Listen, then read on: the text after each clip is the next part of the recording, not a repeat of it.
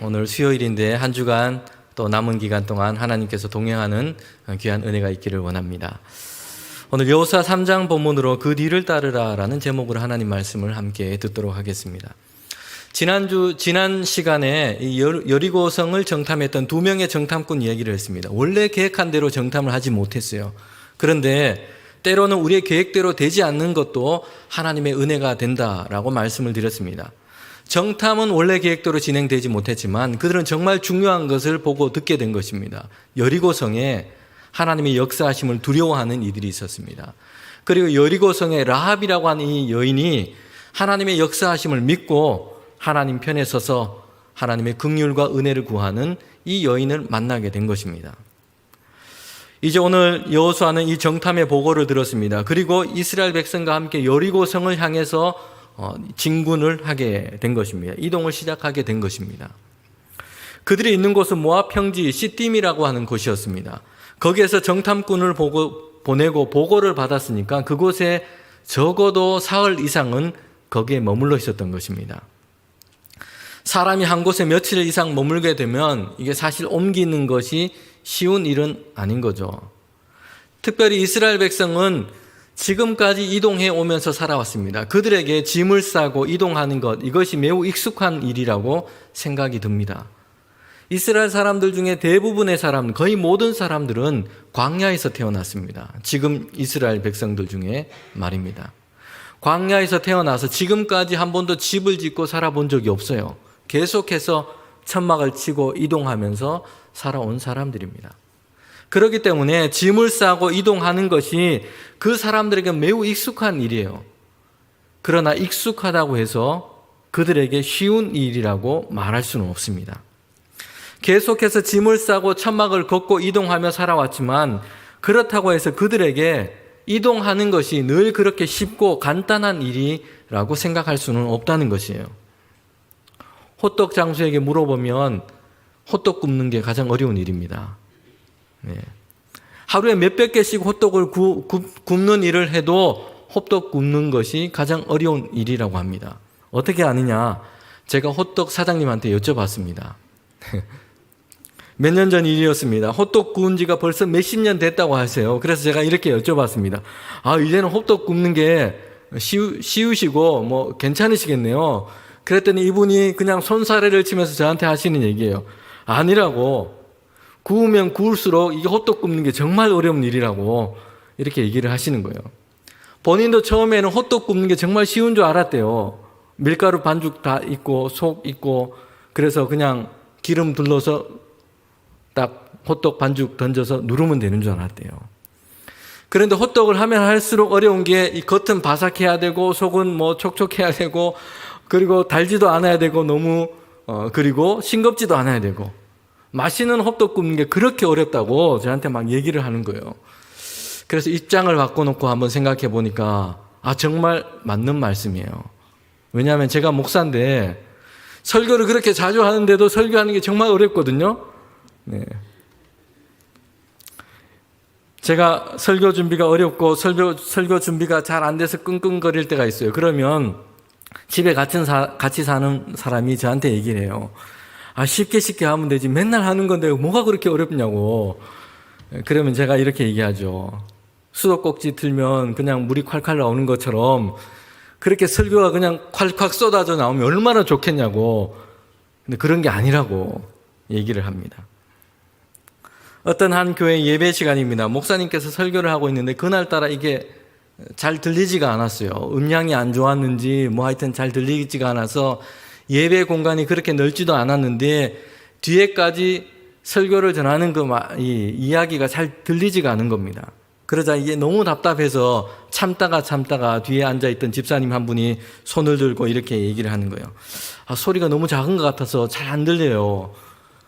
그랬더니 앞에 계신 권사님이 고개를 뒤로 돌리면서 이렇게 얘기하는 겁니다. 괜찮아요. 별로 들을 게 없어요. 네, 이렇게 얘기를 했다는. 네. 호떡 장수에는 호떡 굽는 게 정말 어려운 일이고요. 목사는 설교를 자주 하지만 가장 어려운 게 설교입니다. 이스라엘 백성에게 한번 생각해 보면 이스라엘 백성은 맨날 짐을 싸서 이동을 하는 사람들이에요. 광야에서 계속해서 지금까지 40년 동안 이동을 하며 살아왔습니다. 그렇다고 해서 여러분 이스라엘 백성이 짐 싸서 이동하는 거 그거 익숙하고 자주 했으니까 그 사람에게 너무나 쉽고 편안한 일이지 이렇게 생각을 할 수 없다는 거예요. 왜냐하면 그들에게도 그것은 간단한 일이 아니기 때문입니다. 쉬운 일이 아니에요. 이제 정탐꾼의 보고를 듣고 여호수아는 이스라엘 백성에게 명령하죠. 짐을 싸서 다시 이동하자. 이 여리고 성을 향해서 가자고 이 이야기를 합니다. 다시 짐을 싸서 천막을 걷고 이제 이동을 하기 시작한 것이에요. 여리고 성을 향해서 가게 된 겁니다. 그렇게 이동했는데 그들을 기다리고 있는 게 있습니다. 여호수아서 3장 1절에 보면 이렇게 말씀하고 있습니다. 또 여호수아가 일찍이 일어나서 그와 모든 이스라엘 자손과 더불어 시딤을 떠나 요단에 이르러 건너가기 전에 거기서 유숙하니라. 머물렀던 시딤 이 평지를 떠났습니다. 익숙하지만 쉽지 않은 일을 그들은 하게 된 것이에요. 다시 짐을 싸고 천막을 정리해서 여리고 성을 향해서 가나안 땅을 향해서 가게 된 겁니다. 그런데 목표는 여리고 성인데 그들 앞에 놓여 있는 게 뭐라고 얘기합니까? 아마 시딤에서 약 12km 정도 거리였으니까 그들은 한 이틀 정도 이동했다고 보면 될 것 같아요. 목표는 여리고성이고 가나안 땅인데 그들 앞에 놓여 있는 것이 있습니다. 그것은 요단강이에요. 더 이상 앞을 향해서 갈 수 없는 요단강이 그들 앞에 놓여 있다는 것입니다. 그들은 그 요단강을 만나게 된 것입니다. 더 이상 앞을 향해 갈 수 없는 상황에 놓이게 된 것입니다. 거기에서 다시 짐을 풀고 유숙하게 된 것입니다. 힘 빠지는 일이죠. 그렇지 않겠습니까? 어렵게 다시 짐을 싸서 이동했는데 목표는 여리고성이고 가나안 땅인데 그들 앞에 요단강이 놓여 있어서 거기에서 멈추게 된 겁니다. 남편분들을 행복하게 하는 것 3가지가 있다고 합니다. 우리 아내 되시는 분들이 참고하시면 좋을 것 같아요. 이걸 듣고 저도 100% 공감했습니다. 야, 진짜 이렇게 하면 행복하다. 첫 번째, 먹인다. 두 번째, 재운다. 세 번째, 가만히 둔다. 이 3가지라고 합니다.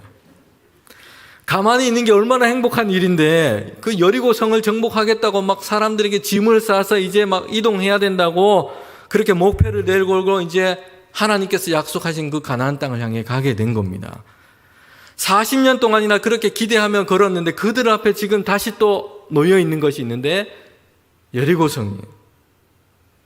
익숙하지만 결코 쉽지 않은 그런 결단을 한 것입니다. 대이동을 다시 시작한 것이에요. 여호수아는 물론 요단강이 앞에 있다는 것을 알고 있었습니다. 이스라엘 백성에게는 그러나 그들에게는 다른 문제였습니다. 그들은 가나안 땅 진입을 꿈꾸고 있었어요. 그래서 짐을 싸서 다시 이동을 하게 된 건데 이 어려운 여리고성 그 앞에 그들 앞에 놓여 있는 것이 또 있는데 요단강이었습니다. 더 이상 앞을 향해서 갈 수 없는 요단강이 그들 앞에 놓여 있었다는 것입니다. 요단강이 그들 앞에 놓여 있다. 그 요단강을 마주했다는 것은 그들에게 정말 힘 빠지는 일입니다. 좌절하게 하는 일이에요.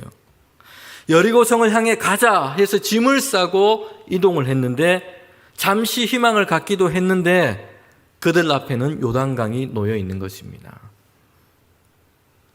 이게 진짜 될 일인가? 여리고성 정복하자라고 한번 마음을 먹기는 먹었는데 이게 결코 이게 될 수 있는 일인가? 이 희망 고문 아닌가? 이런 생각이 들지 않겠습니까? 하나님의 말씀을 따름 여러분 그것은 익숙하지만 어려운 일입니다. 그러나 하나님이 해답이라는 믿음이 필요합니다. 그렇다면 이 여호수아는 시딤에서 이 여리고성을 향해서 갈 때에 그 요단강이 있다는 것을 여호수아는 알고 있었습니다. 이스라엘 백성도 알고 있었죠. 그런데 중요한 것은 여호수아는 이 요단강을 건널 방법을 가지고 시딤을 떠났느냐, 짐을 싸고 이동을 했느냐, 그렇지 않았다는 겁니다.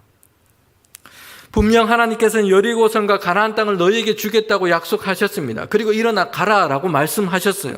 하나님의 말씀이 그에게 들렸습니다. 임했습니다. 하나님의 명령이었습니다. 여호수아는 요단강에 가기 전에 그들 앞에 여리고성에 가기 전에 그들 앞에 이 요단강이 놓여 있다는 것을 알고 있었습니다. 그렇다면 우리 같으면 어떻게 했을까요? 하나님, 분명히 저 요단강을 건너야 되는데 요단강을 건널 방법 어떻게 해야 됩니까? 출발하기 전에, 이동하기 전에 하나님께 먼저 우리는 답을 얻어야 되지 않겠습니까? 그런 생각을 우리는 하게 됩니다. 먼저 확실한 저 방법, 요단강을 건너는 방법을 우리에게 알려주시면 그때 우리는 움직이겠다. 그때까지는 이동하지 않겠다. 기다리는 것이 좋겠다. 이런 생각을 우리는 자주 하게 됩니다. 그런데 여호수아는 어떻게 합니까? 하나님의 말씀과 하나님의 명령을 따라서 여리고성을 향해서 들어가게 됩니다. 앞에 요단강이 놓여 있다는 것을 알고 있었습니다. 그것을 건너야 한다는 것도 여호수아는 알고 있었어요. 앞에 놓여 있는 일, 예상되는 일은 분명했습니다. 하지만 거기에 대한 염려로 그의 발목을 메고 있지 않은 것이에요. 하나님의 말씀을 따라서 걷기로 한 것입니다. 요단강 앞에까지 걷기로 한 것이에요. 일단 거기까지 하나님께서 말씀하셨으니까 거기까지 걷기로 그는 한 것입니다. 성도 여러분, 우리가 이렇게 믿음의 삶을 살아가기를 원합니다. 여리고성을 향해서 가라, 가나안 땅을 향해서 가라, 하나님께서 주시겠다, 함께 하시겠다고 말씀을 하셨습니다. 그런데 너무 우리 생각으로 충만할 때가 있다는 것이에요. 이런저런 상황들을 계산하고 될지 안 될지를 너무 계산하고 그렇게 해서 앞을 향해서 가지 못할 때가 너무나 많다는 것입니다.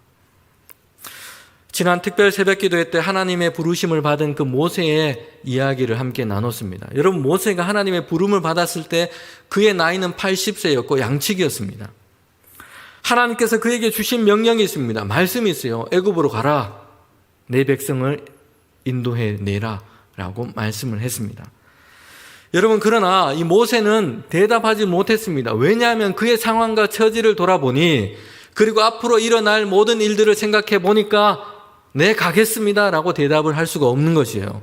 나이는 80이고 양측이고 예전에 애굽의 왕자였던 그런 모세가 아니었습니다. 힘도 있고 젊고 권세도 있고 그런 모세가 아니었어요. 그리고 앞으로 일어날 일들을 한번 생각해 봤습니다. 이스라엘 백성에게 하나님이 말씀했다. 너희들을 이 애굽에서 인도하여 내라고 얘기했다. 그렇다면 이스라엘 백성은 분명히 나한테 하나님이 누구십니까? 당신은 누구입니까? 라고 물을 거고 믿지 않을 거다. 바로 앞에 섰을 때에 그에게 일어날 일들을 모세는 생각하고 또 생각했습니다. 앞으로 일어날 일들, 이것을 예측하고 계산해 보니까 답이 나오지 않는 거예요. 거기다가 모세는 자신은 입이 뻣뻣하고 둔해서 하나님께서 주신 이 말씀을 잘 이야기하고 전달할 수 있는 그런 사람이 아니라는 것이에요. 앞에 놓여 있는 많은 일들을 생각해 보니까 해답과 답이 없는 겁니다. 이스라엘에게 갈 수 없다고, 애굽으로 내려갈 수 없다고 모세는 그렇게 이야기를 하고 있습니다. 하나님께서 모세에게 말씀하죠. 너의 입이 뻣뻣하고 둔해서 말을 잘 못하냐? 그러면 내가 너의 입과 함께 할 것이다. 내가 너가 말할 것을 가르쳐 줄 것이다. 너는 손에 지팡이를 쥐고 애굽으로 내려가라 라고 말씀을 하십니다. 성도 여러분, 한번 따라해 봅시다. 하나님이 해답이다. 하나님이 해답이다. 애굽의 바로는 여전히 강하고요. 이스라엘 백성은 하나님이 누구이신지를 잘 모를 것 같고요. 자신은 말도 잘 못합니다. 따를 것 같지도 않아요, 자기 말을. 그런데 모세 자신은 얘기도 잘 못합니다. 예상되고 예측되는 것만 해도 여러 가지 문제가 있습니다. 그것뿐입니까? 실제로 더 큰 문제는 사실 우리가 예상하지 못하는 문제들이에요. 그렇지 않습니까? 우리가 예상하고 예측하는 것, 이것보다 더 큰 문제는 사실은 우리가 예측하지 못하는 문제들이 더 많다는 것이에요. 그 문제를 만났을 때 어떻게 해야 되느냐? 이게 더 많다는 것입니다. 앞으로 일어날 모든 문제를 예상할 수도 없고요. 거기에 대한 대답을 들고 걸어갈 수도 없는 것이에요. 이스라엘 백성은 애굽에서 나와서 가나안 땅을 향해서 걸어갑니다. 광야를 통과하기도 해야 했습니다. 그 긴 시간 일어날 일, 예측할 수 있는 일, 예상하는 일, 이것을 위해서 그들의 생존을 위해서 모든 물품들을 다 짊어지고 걸어갔다면 어떻게 됐을까요? 그 긴 시간 그들이 양식을 걱정하면서 광야에서 먹을 양식을 다 짊어지고 광야를 걸어갔다면 어떻게 됐을까요? 그들이 짊어진 것은 문제의 해답이 아니라 그들을 죽이는 겁니다. 짐이에요, 짐. 더 이상 걸어갈 수 없는, 일주일도 걷지 못해서 그들은 광야에서 지치고 주저앉고 말았을 것입니다. 그들을 짓누르고 지치게 하는 것, 결국은 더 이상 걷지 못하게 하는 짐이 되고 맙니다. 우리가 가진 대답은 한 가지입니다. 하나님이 해답입니다. 하나님이 해답입니다. 여러분, 여호수아는 여리고 성 그곳으로 가는 길목에 요단강이 놓여 있다는 것을 그는 분명히 알고 있었습니다. 그 강을 건너야만 여리고 성을 향해서 들어갈 수 있다는 것도 알고 있었습니다. 그런데 어떻게 합니까? 저 요단강을 어떻게 해야 됩니까? 어떻게 건널 수 있습니까? 시딤에서 출발하기 전에 방법과 답을 들어야만 출발하겠다고 하지 않습니다. 하나님의 말씀과 명령이 익숙하지만 쉽지 않은 이동을 그는 결단합니다. 그리고 요단강 앞에까지 온 겁니다. 왜냐하면 거기서 다시금 그는 하나님께서 주실 말씀을 기다리는 겁니다. 하나님이 해답이기 때문입니다. 우리에게는 이런 믿음의 자세가 필요합니다. 하나님께서 주신 말씀을 따라서 그 길이 열려진 곳까지 걷기로 결단하는 그런 믿음이 우리에게 필요합니다. 가기도 전에 이런저런 생각, 이런저런 상황, 이런 것을 계산하고 움직이지 않는다면 그들에게 약속된 것조차도 얻지를 못할 것입니다. 저와 여러분도 마찬가지입니다.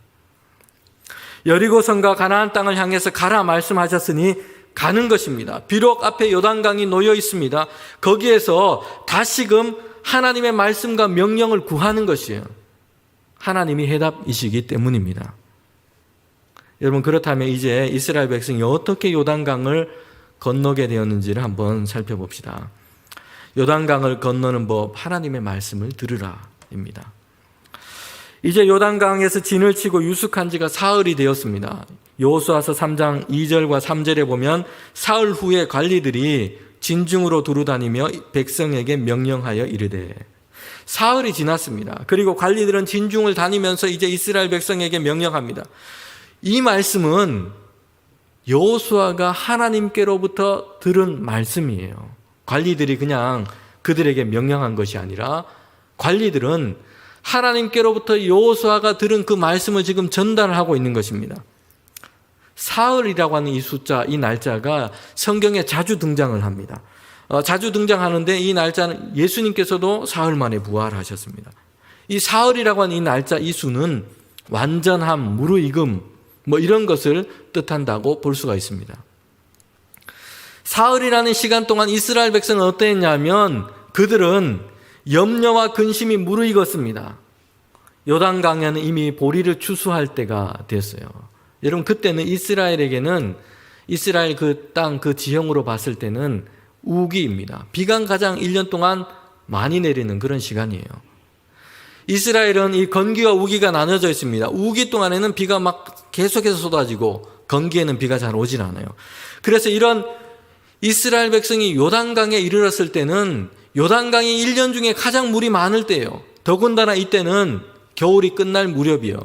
헬몬산 그 꼭대기에서 이 요단강의 가장 상류라고 할 수 있는 거기에는 눈이 녹기 시작하고, 갈릴리 이 요단강의 그 수원이라고 할 수 있는 갈릴리는 호수는 가장 물이 많을 때요.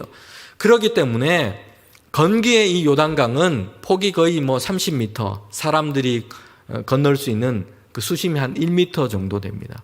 장정이라면 그래도 건너갈 만한 그런 강이에요. 그런데 이 강이 우기가 되면 지금 이스라엘 백성이 요단강 앞에 섰는데 그때가 되면 완전히 바뀌게 됩니다. 어떻게 되냐면 가장 물이 많은 때예요. 그래서 강폭이 거의 1.6km 되고 수심이 거의 4m에 이릅니다. 장정이라도 어떻게 볼 수 없는 그런 물이에요. 더군다나 물이 많아져서 이 흙탕물이 막 흐르는 금류가 흘러가는 그런 때입니다.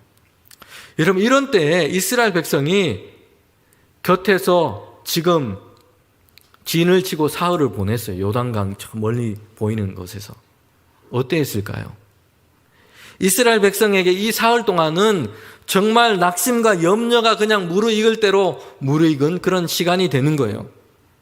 200만 명이나 되는 사람, 어린아이까지 있는 그 이스라엘 백성이 저렇게 우기에 물이 불어나서 막 급류가 흐르고 있는 요단강을 건넌다는 것은 정말 너무나 어렵게 보입니다.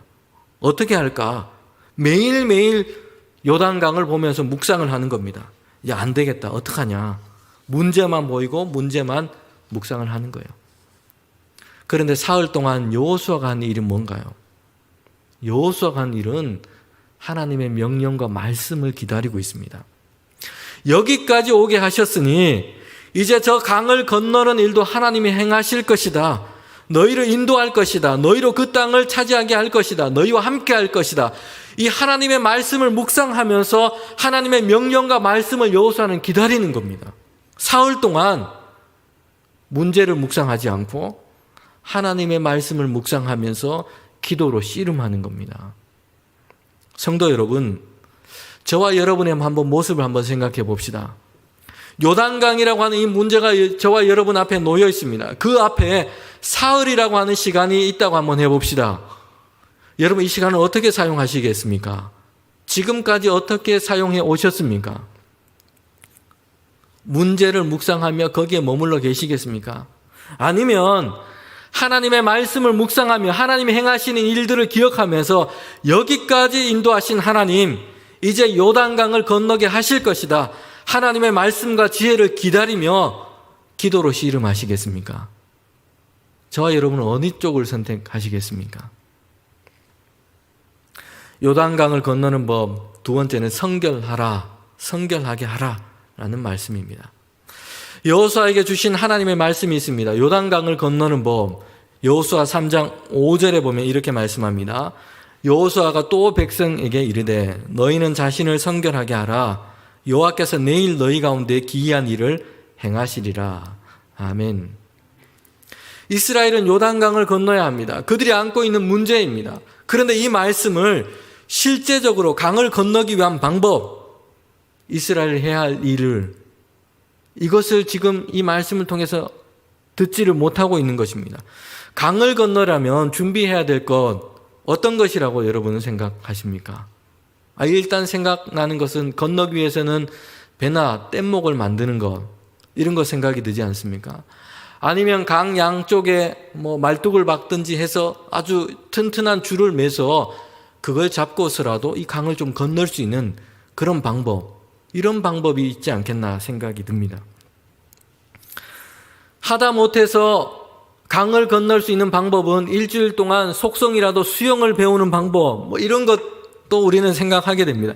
그런데 하나님께서 그들에게 주신 명령은 성결해라 라는 것입니다. 거룩하라 라는 것이에요. 너무나 엉뚱해 보이지 않습니까?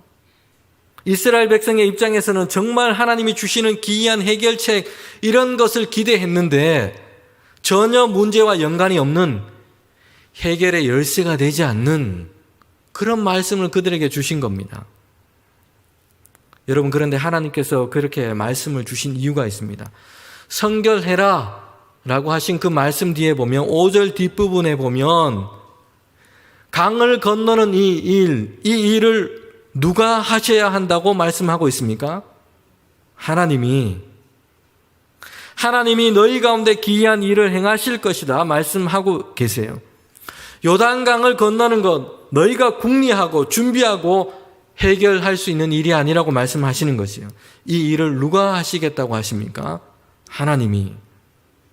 그래서 사람들 보기에는 기이한 일, 하나님이 이것을 행하시겠다는 것입니다. 200만 명이나 되는 사람이에요. 어린아이들까지 있습니다. 범람에서 넘치는 이 요단강을 건너는 것, 이것은 기이한 일, 하나님이 행하시는 일이 아니고서는 할 수가 없다는 것입니다. 하나님께서 행하시는 일이어야 한다고 합니다. 그래서 이스라엘 백성에게 명령하신 것은 성결해라 라고 하신 거예요. 여러분 신약성경 야고보서 4장 8절에 보면 성결하라 라는 이 말씀이 어떤 의미가 있는지를 말씀하고 있습니다.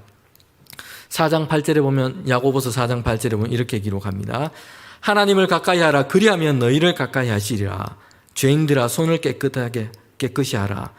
두 마음을 품은 자들아 마음을 성결하게 하라.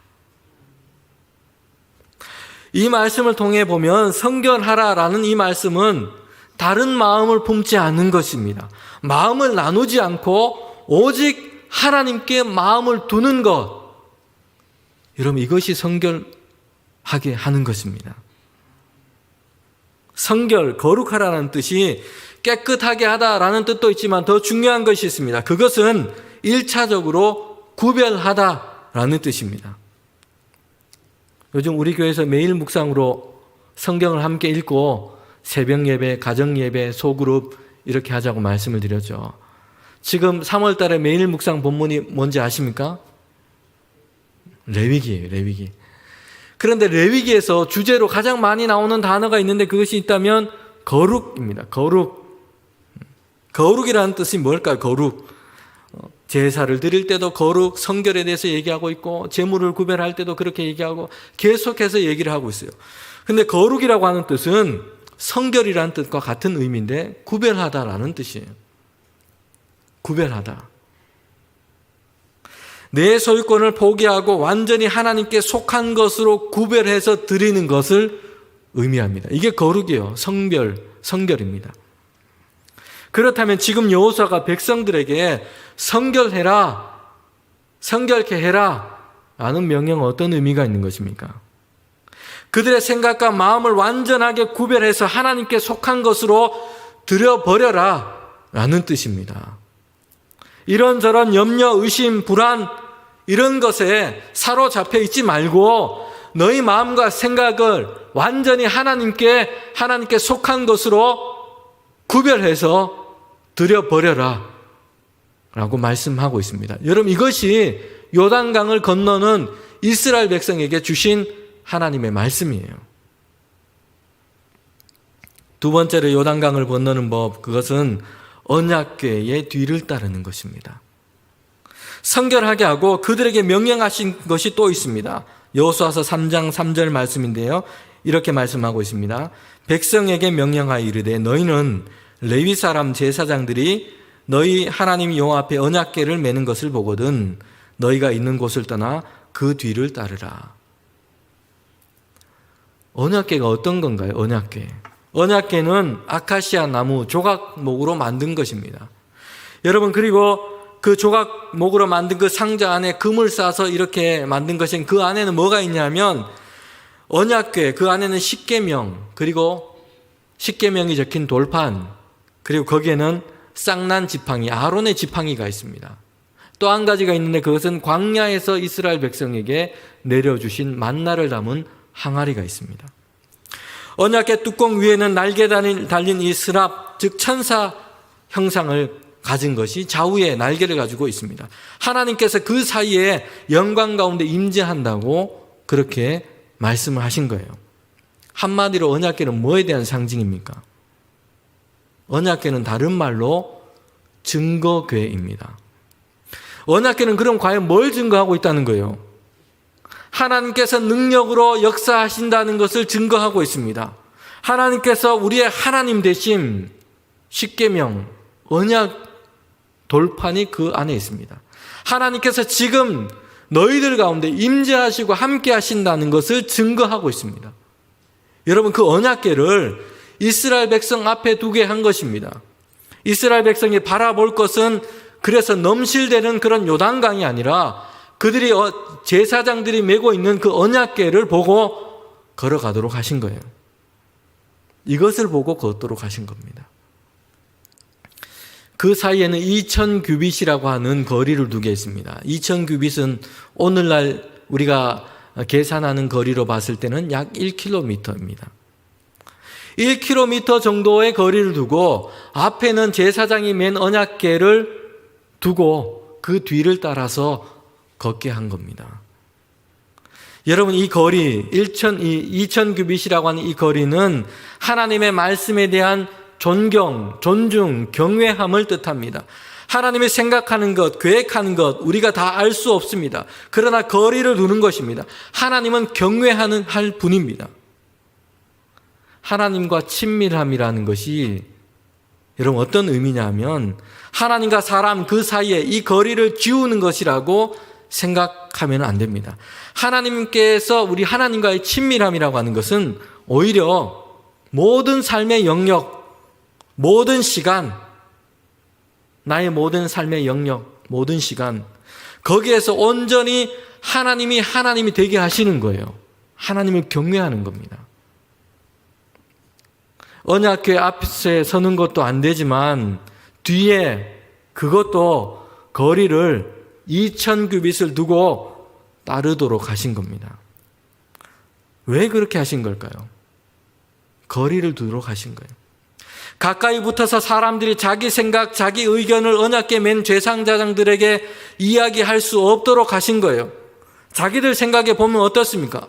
좌측으로 15도 방향으로 가야지 요단강에서 가장 수심이 낮은 거리로 갈 수 있다는 생각이 드는 거예요. 그래서 그러면 어떻게 해요? 뒤에서 제사장들에게 막 얘기하죠.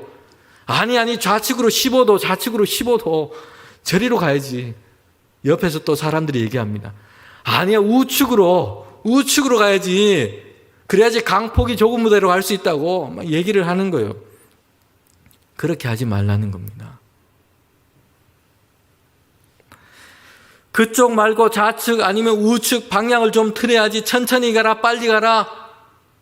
하나님의 언약궤를 맨 제사장들에게 하나님의 인도하심 앞에서 그렇게 가까이 가서 얘기를 하지 말라는 거예요. 언약궤와 이스라엘의 거리, 이 거리를 지워버리고 하나님의 뜻과 일하심에 자기의 생각, 자기의 어떤 기대 이런 것들을 하나님의 인도하심 앞에 주장하지 못하도록 한 겁니다. 왜 그렇습니까?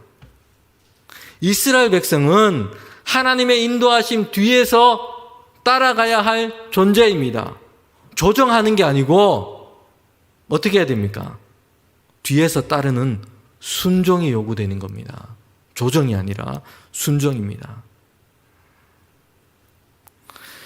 여러분, 우리는 요단강을 건너는 이 말씀을 함께 들었습니다. 여러분, 우리에게는 하나님의 인도하심을 조정하는 자리가 아니라 순종하는 자리로 우리를 부르셨다는 것을 여러분 기억하시기를 원합니다. 간격을 두고 하나님의 인도하심을 우리가 받았으면 그것을 따라서 갖는 겁니다. 오늘 이 말씀을 생각하며 우리의 마음이 나누지 않고 전부 하나님께 신실한 믿음으로 드려지는 삶의 걸음을 걸어가는 저와 여러분이 되기를 원합니다. 하나님의 인도하심을 조정하지 않고 경외함으로 날마다 순종하는 믿음으로 살아가는 저와 여러분이 되시기를 원합니다.